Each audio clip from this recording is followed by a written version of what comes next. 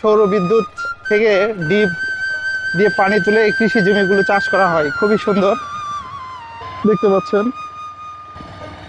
এই জমিগুলো ওই ডিপ থেকে সৌর বিদ্যুতের মাধ্যমে পানি তুলে তারা চাষবাস করে থাকে। এবং এটা সেই খ্যাতলাল অবস্থিত মনঝার বাজারের পাশেই, মৌসুমী বাজারের থেকে একটু ভিতরে। বাচ্চারা যাইতেছে, তাল ধরছে, দেখেন কি পরিমাণ।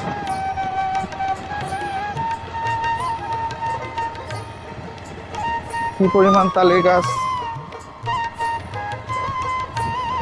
এই যে জমিতে কীটনাশক দিতে যাচ্ছে ছেলেগুলো।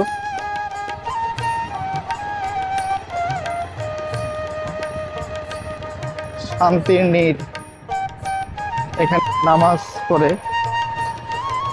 আঁকা বাঁকা পথ হয়ে আমরা সেই যাচ্ছি ভাইরাল স্পটে। আর এখানে এই ধানগুলো কিছুদিন হলো রোপণ করছে। এই যে ধান,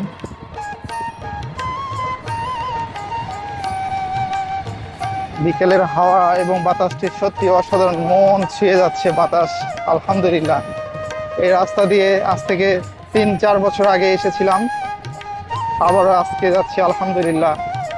আর এই ব্রিজটিতে খুবই সুন্দর, বাচ্চা কাচ্চারা সবাই ছবি উঠাচ্ছে এবং আনন্দ করতেছে।